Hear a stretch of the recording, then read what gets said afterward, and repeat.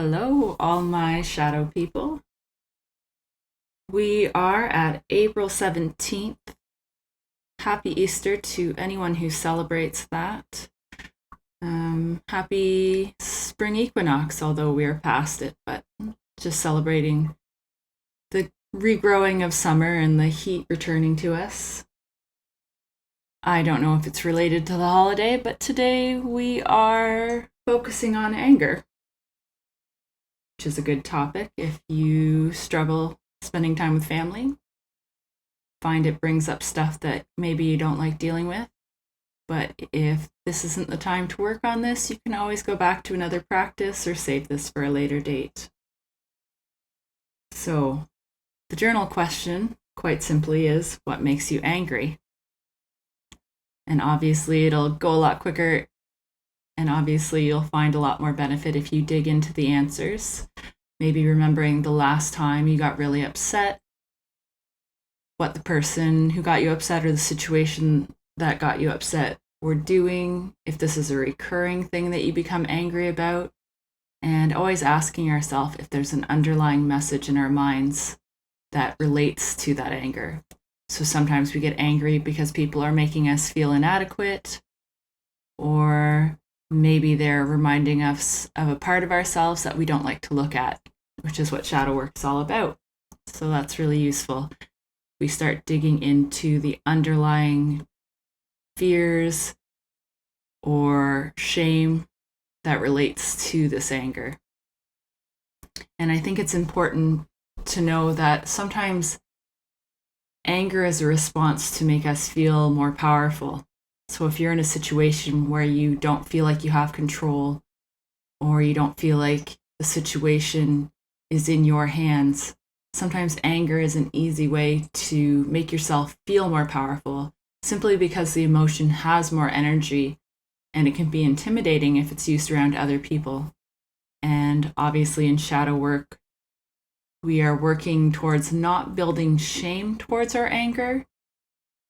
There's no benefit to ourselves to adding shame to ourselves whenever we feel upset, because that actually can make the anger worse. But there is a benefit to recognizing the anger and how we use it. So using it as a tool to hurt other people, obviously, it's best to reassess our methods and try to keep an effective way of managing our anger that doesn't hurt anyone in our families or that's close to us. So just thinking about all those things as we're journaling. And today we're actually going to do another writing assignment for our actual practice. And this comes from an author, Dr. Aziz Gazipura, and he wrote a book called Not Nice. So his book is full of lots of interesting ways of processing and using our anger without denying that it exists. And he has one that he calls shadow journaling, which is interesting coincidence. But the practice is different than the journaling we've been doing, where it's the journaling that we do is more inquisitive. It's kind of digging into the whys and the hows that we go about doing these different things or experiencing these different things. Whereas his activity is more of a healthy way to vent your anger.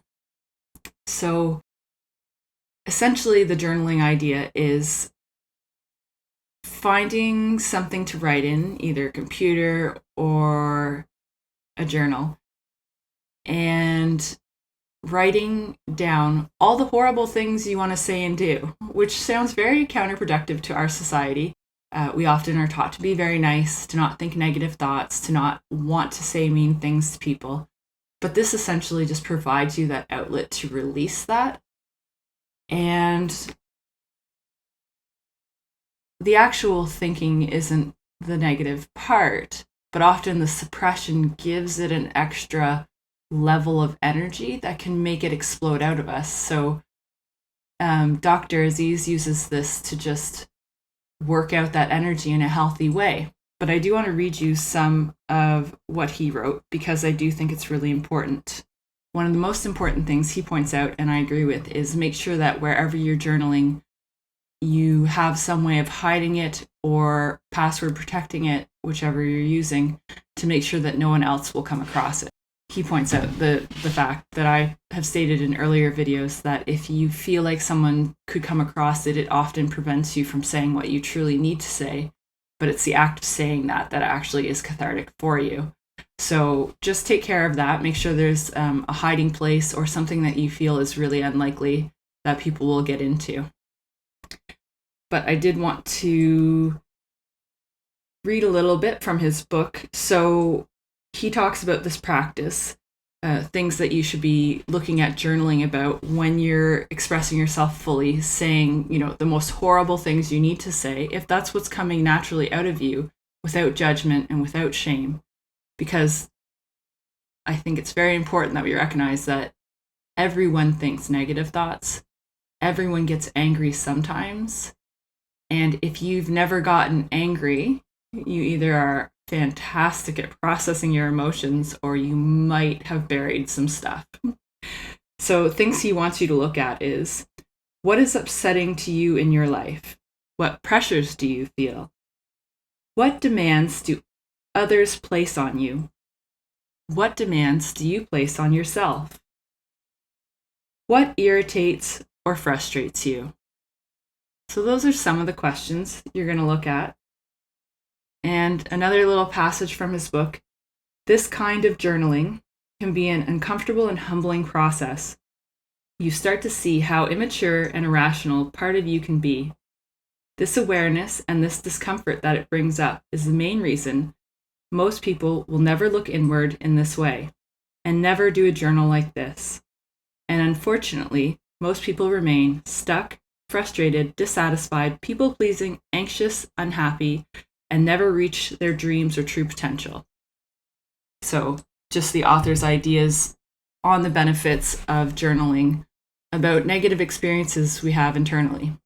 I will put a link for his book and in the show notes. And once you've taken some time to work through that process, obviously you always have the option to also get rid of the notes afterwards. It's not necessary that we keep them forever.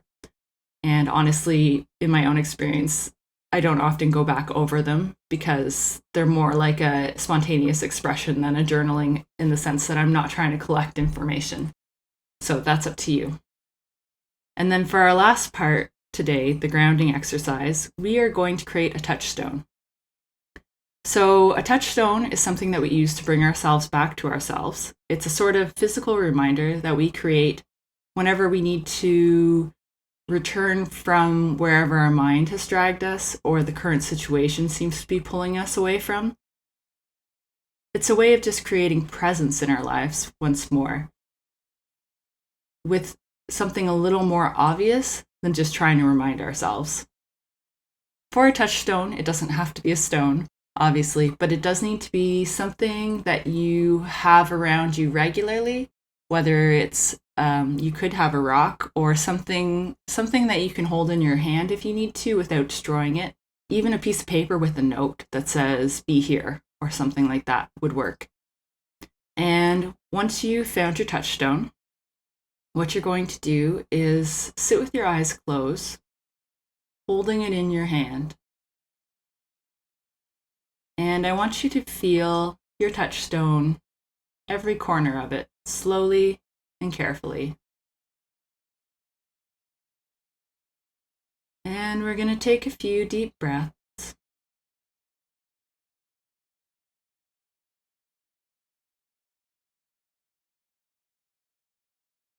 And just letting our touchstone rest in our hands.